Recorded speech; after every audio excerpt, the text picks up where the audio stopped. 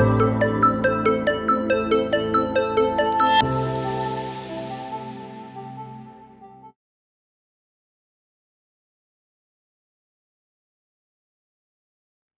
I'm Nicole Lamanna, Professor of Medicine and Director of the Chronic Lymphocytic Leukemia Program at Columbia University Medical Center in New York.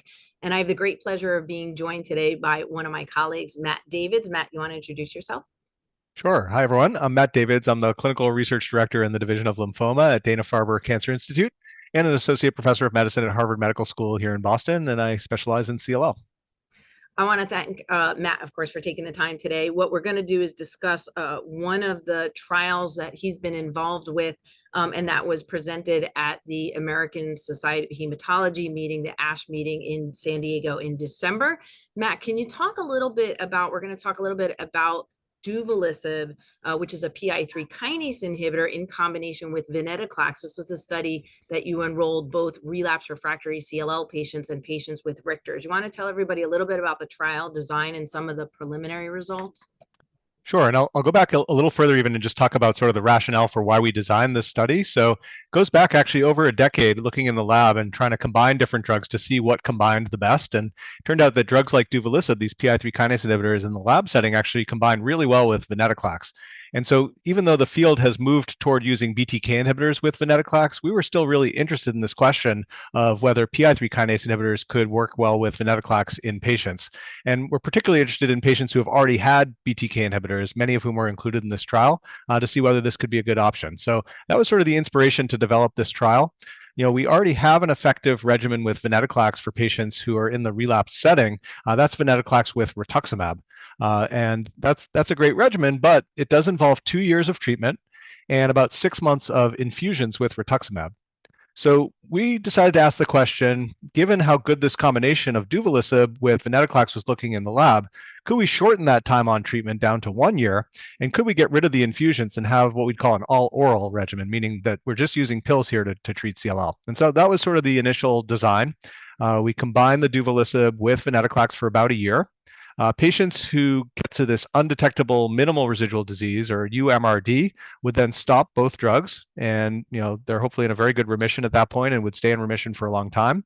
We did allow, if patients still had a detectable MRD at the end of the 1 year, to continue just on the Venetoclax, hoping that that would also provide additional benefit without some of the side effects that we can sometimes see with PI3 kinase inhibitors when patients are on them for longer periods of time.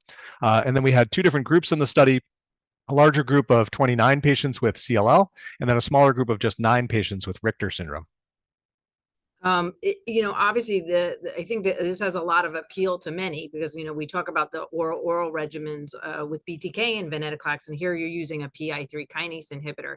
And one of the, as you alluded to, one of the issues that we've had with PI3 kinase inhibitors have been some of the toxicities, and so that's limited its use. But here you have a combination that's more time limited. Can you tell us about some of the results, both from the responses but also the toxicities, given that it's a time limited approach?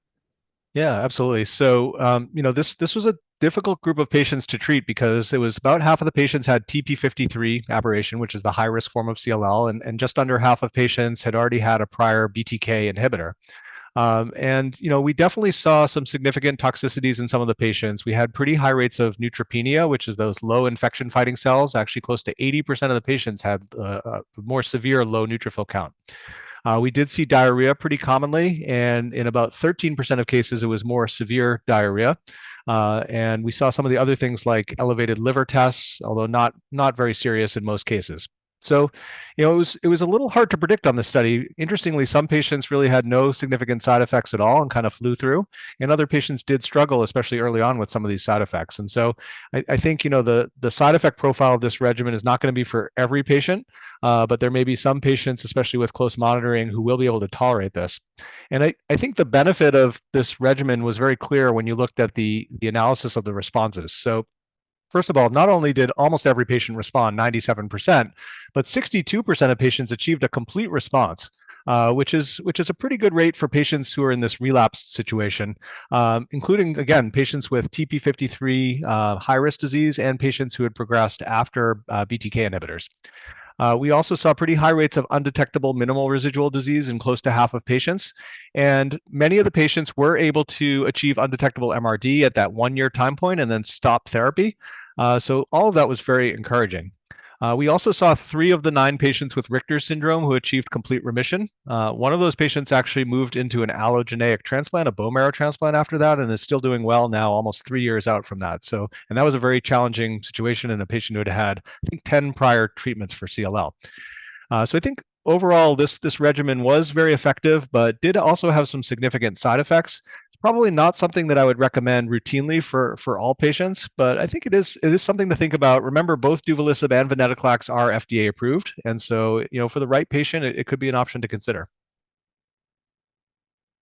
I was just going to mention that. So clearly, this might be something that for the right person or patients in difficult situations, this could be advantageous to them because these drugs are both FDA approved.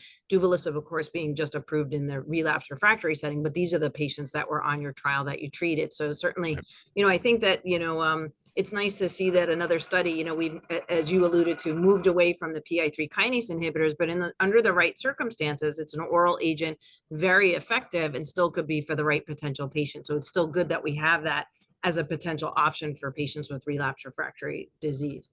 Yep, I totally agree.